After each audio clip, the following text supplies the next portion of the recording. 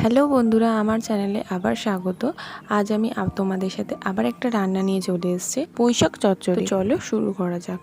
প্রথমে কড়াইতে জল দেব। জল দিয়ে পুঁইশাকগুলোকে একটু হালকা ভাপিয়ে নিতে হবে।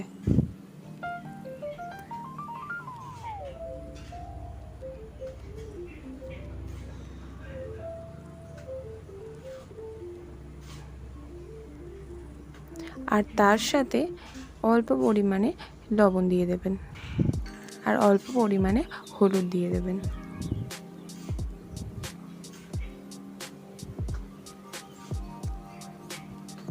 দেখুন শাকটা ফুটে উঠেছে। যদি এরমভাবে ফুটে ওঠে তারপর নামিয়ে নেবেন। তারপর কড়াই তেল দেব।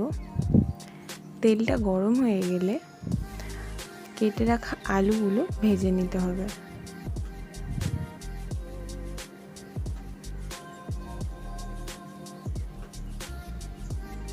দেখুন ভাজা হয়ে গেছে। এরকম হালকা হালকা ব্রাউন কালার হবে, তুলে নেবেন। এরপরে সেম তেলে কুমড়োগুলোও ভেজে নিতে হবে। কুমড়োটা না হালকা ভেজে নেবেন। তো দেখুন হালকা ভাজা হয়ে গেছে, তুলে নিচ্ছে।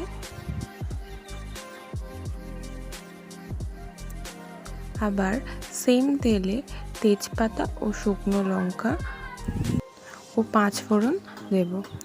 এরপরে 1 চা চামচ জিরে বাটা ও 1 চা চামচ রাঁধুনি বাটা দিয়ে ভালো করে ভেজে নিতে হবে। ভালো করে ভাজা ভাজা হয়ে গেলে 1 চা চামচ আদা বাটা দিয়ে দেব। তারপর আদাটাও একটু ভালো করে ভেজে নেব।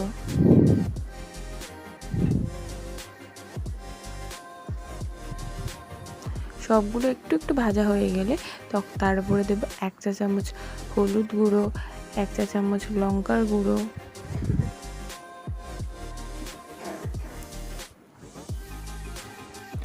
তারপরে দেব সামান্য পরিমাণ জল। জল দেওয়ার পর মশলাটা একটু ভালো করে কষিয়ে নেব।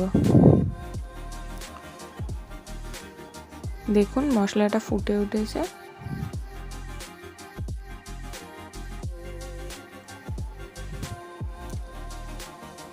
এরপর একটু ভালো করে নেড়ে ছেড়ে ওই ভেজে রাখা আলু ও কুমড়োগুলো দিয়ে দিতে হবে। এরপর ভালো করে মিশিয়ে নিতে হবে।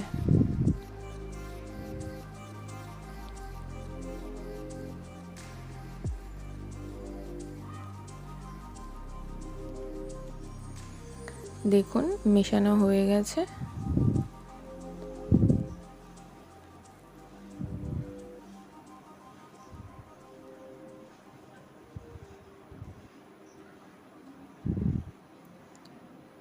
এরপর ওই ভাপিয়ে রাখা পুঁইশাক ও ডাঁটাটা দিয়ে দিতে হবে।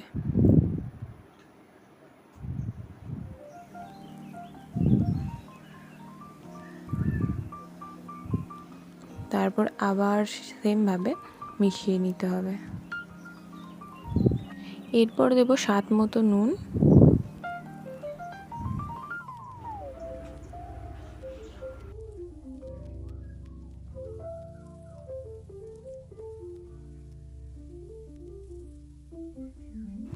এরপর আঁচটা মিডিয়াম রেখে ভালো করে কষাবেন।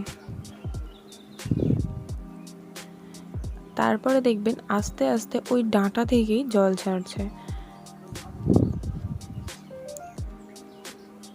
তারপর যখন দেখবেন জলের পরিমাণটা বেশি হয়ে যাচ্ছে তখন হাই ফ্লেমে কিছুক্ষণ ফুটিয়ে নেবেন।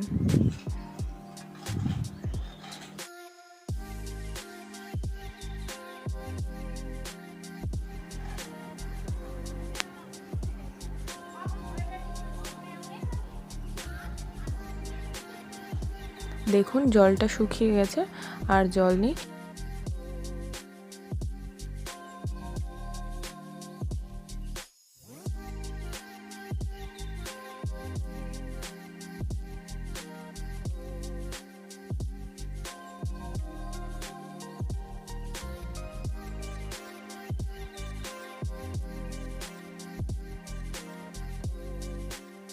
এরপর সামান্য পরিমাণ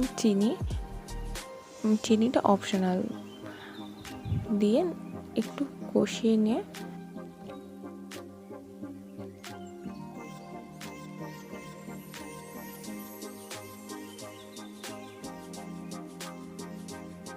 সবশেষে নামিয়ে নেওয়ার সময় 1 চামচ ঘি দিয়ে নামিয়ে নেবেন। ঘিটাও অপশনাল, চাইলে দিতে পারেন, না হলে কোনো প্রবলেম নেই না দিলে। তো দেখুন আমাদের রেডি আলু কুমড়ো পুঁই শাকের চচ্চড়ি। তো আমার ভিডিওটা ভালো লাগলে অবশ্যই like comment share and subscribe করে দেবেন। আর যদি এটা আমার ফেসবুক পেজে দেখে থাকেন তো অবশ্যই একটা ফলো করে দেবেন। Thanks for watching.